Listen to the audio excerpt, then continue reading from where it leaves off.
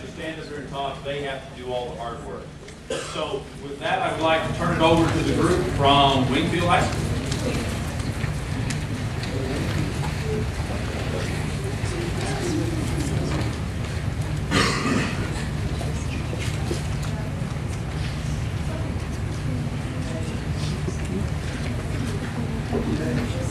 Good evening. Good evening. Oh my God, can you all do better than that? Evening. Good evening. Good evening. Okay. We'll first start out with Sebastian Smith. We'll open up our presentation. Good afternoon.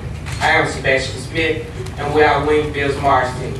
In our GIS adventures, we learned to use GIS technology in order to gather waypoints and collect important data regarding infrastructure over the bridges that we cross each day. One of our objectives was to update data of the Jackson Access inventory. We collected data to verify bridges.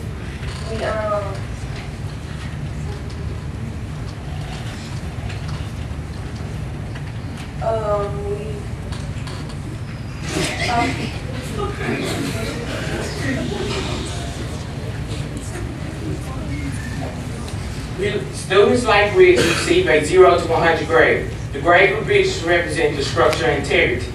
A low sufficiency rating means that the bridge is in poor condition.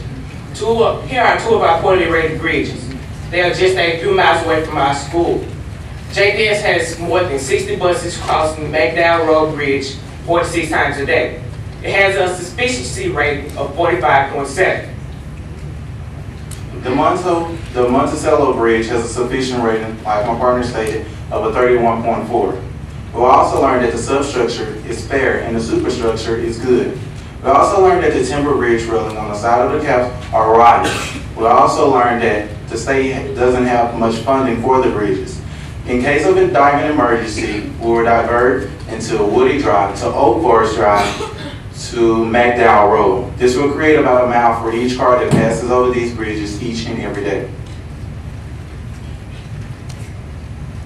We created maps of Hines County and Ward 6 with our software and hardware donated by EIGS.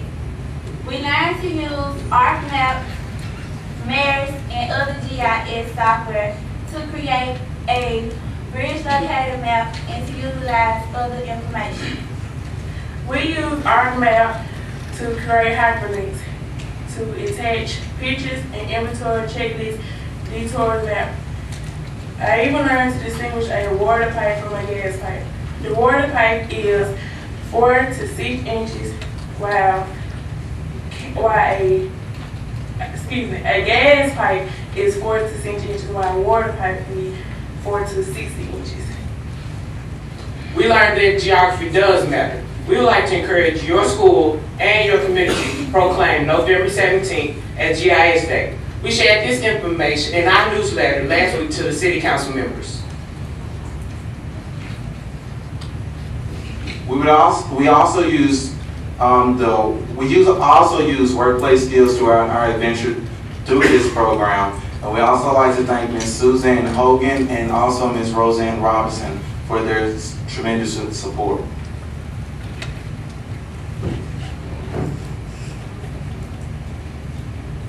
We had to overcome many obstacles during our quest for excellence and bridge the gap in making travel in our community safer. We had a lot of scheduling problems, and there was a water crisis that crippled the city for a week. And don't forget the snow. But we are thousands, and our mentors and sponsors were the wind beneath our wings as we reach new heights.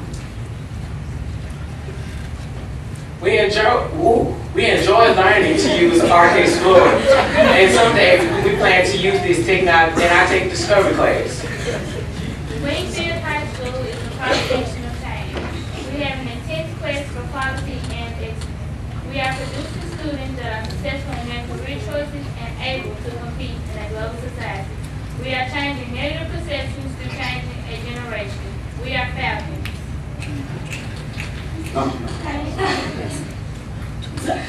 It was just not us, but we also had other people that helped us throughout our way. We would like to thank Berkeley Engineering, the City of Jackson. We'd also like to thank Hines Community College, Northwest Community College, and also our Falcon family.